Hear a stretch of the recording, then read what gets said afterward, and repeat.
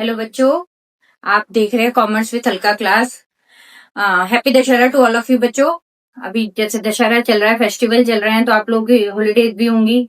तो आप ज्यादा से ज्यादा वीडियो देख के और ज्यादा से ज्यादा नोट्स प्रिपेयर करिए, जिससे आपका सिलेबस छुट्टियों में ज्यादा से ज्यादा कवर हो जाए। ठीक है। तो अभी हम कंपनी चला रहे हैं बच्चों। आपको पता है कि कंपनी में हमारे कौन कौन से टॉपिक हो गए हैं। कंपनी में आपने व्हाट इज कंपनी क्या है, उसके फीचर्स क्या है, issue of shares at par, at premium, at discount, ये सारे टॉपिक हमने क्लियर कर लिया है। और मुझे लग रहा है कि आप उसके नोट्स भी बनाते हुए चल रहे होंगे। बेटा आज का हमारे छोटे छोटे टॉपिक आएंगे, जैसे कि मिनिमम सब्सक्रिप्शन, न्यूनतम अभिदान, अति अभिदान, अल्प अभिदान, calls in arrear, calls in advance. ये छोटे छोटे टॉपिक आज मैं आपको कराऊंगी। तो कंटिन्यू वीडियो को देखते रहिए और आगे चैनल को सब्सक्राइब करिए। ठीक है, चलिए स्टार्ट करते हैं। मिनिमम सब्सक्रिप्शन, न्यूनतम अभिदान। जब कंपनी अपने शेयर इशू करती है तो मतलब वो अमाउंट जिसके लिए कि कम से कम इतना एप्लीकेशन पे अमाउंट आनी ही चाहिए, जिससे कंपनी के जो स्टार्टिंग के ऑपरेटिंग एक्सपेंस है वो बियर हो पाए। तो इसकी डेफिनेशन क्या बनती है बच्चों? Minimum subscription means the minimum amount which in the opinion of director must be raised from issuing of security to meet the need of business operation of the company। मतलब starting की वो amount कम से कम, minimum है ना, कम से कम वो amount, minimum amount, जिससे कि eight the time of application आपके पास इतनी अमाउंट आनी चाहिए जो कि आप स्टार्टिंग के जितने एक्सपेंस हो गए वो कंपनी को ऑपरेट करने में आपकी उस अमाउंट से हेल्प होगी। वही अमाउंट कहलाती है न्यूनतम अभिदान, मिनिमम सब्सक्रिप्शन। जैसे न्यूनतम अभिदान से अभिप्राय उस राशि से है जो कि कंपनी के संचालक मंडल के विचार में कंपनी की व्यापारिक आवश्यकताओं को पूरा करने के लिए, मतलब जो स्टार्टिंग के जितने एक्सपेंस होंगे, निर्गमन के द्वारा निश्चित रूप से प्राप्त की जानी अनिवार्य है। शेयर्स को इशू करके कम से कम वो अमाउंट, न्यूनतम, जिससे कि कंपनी के स्टार्टिंग के जितने खर्चे हो वो उसको बियर कर पाए, तो इस चीज को बोलेंगे न्यूनतम अभिदान। ये छोटे छोटे पॉइंट्स 2 मार्क्स में आएंगे, लेकिन ये आपको सारे क्लियर होने चाहिए। इसके बाद बच्चों हमारा आता है एक न्यूनतम अभिदान के बाद हम पढ़ेंगे ओवर सब्सक्रिप्शन और अंडर सब्सक्रिप्शन, अति अभिदान और अल्प अभिदान।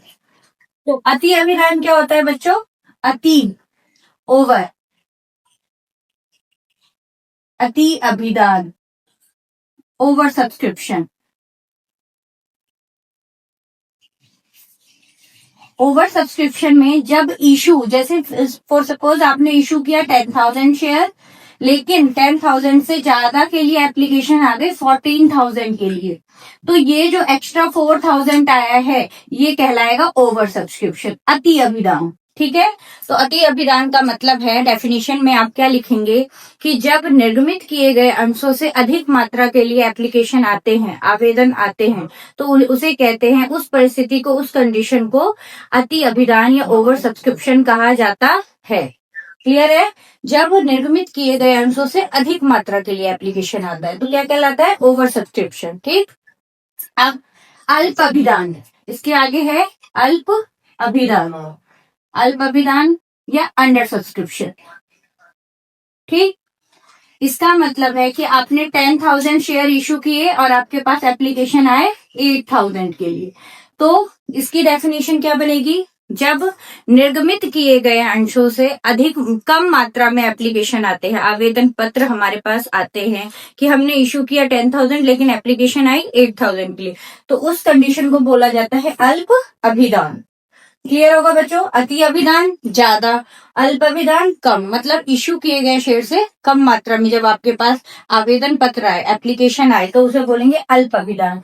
अब इसके बाद हमारा टॉपिक है calls in arrear and calls in advance. ये छोटे छोटे टॉपिक है जो कि 2 मार्क्स में आते हैं, या कई बार ऐसा होता है कि आपके शॉर्ट में आ जाएंगे डिफाइन के लिए, कि define over subscription, under subscription, minimum subscription, calls in arrear and calls in advance, ऐसे आएंगे ये। ठीक। अब इसमें हमें क्या पढ़ना है? कॉल्स इन एरियर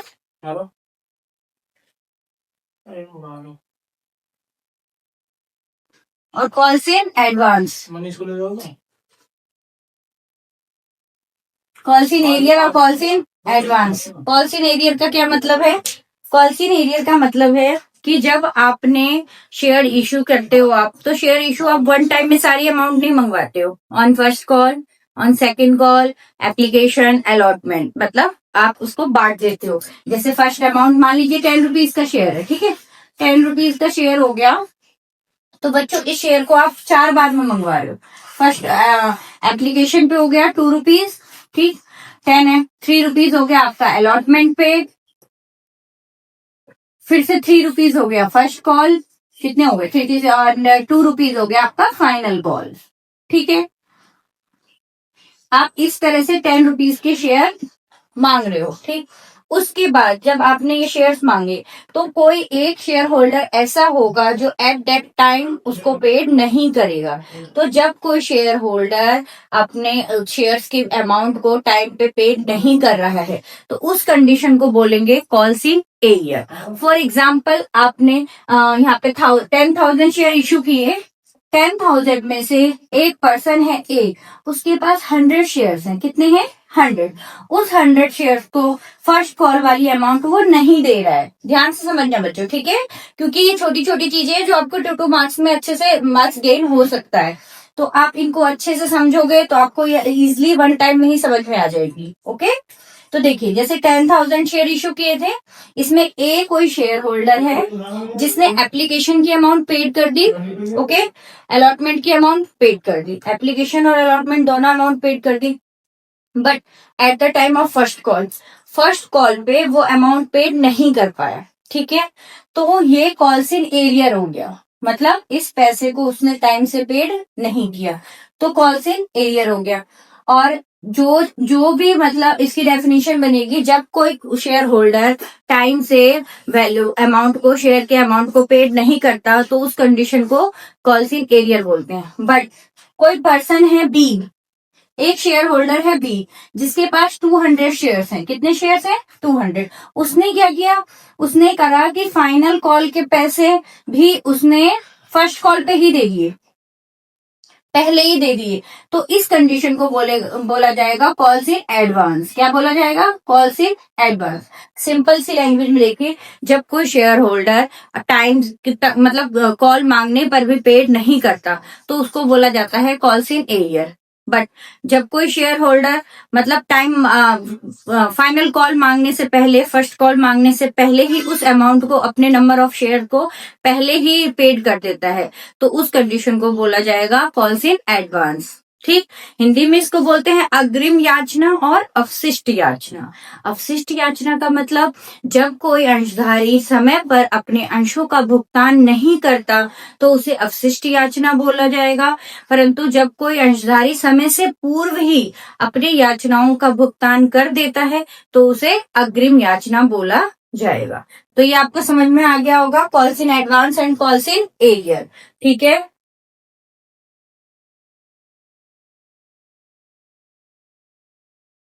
ये आपके 3-4 छोटे छोटे पॉइंट्स बने हैं, और मुझे उम्मीद है कि आप उसको नोट्स में एज ए डेफिनेशन लिख लेंगे, जो कि एक होगा मिनिमम सब्सक्रिप्शन, एक होगा ओवर सब्सक्रिप्शन, एक होगा अंडर सब्सक्रिप्शन, एक calls in arrear and calls in advance. ये 5 के 5 आपको डिफाइन में लिखने हैं और इसको प्रिपेयर करना है, ठीक है।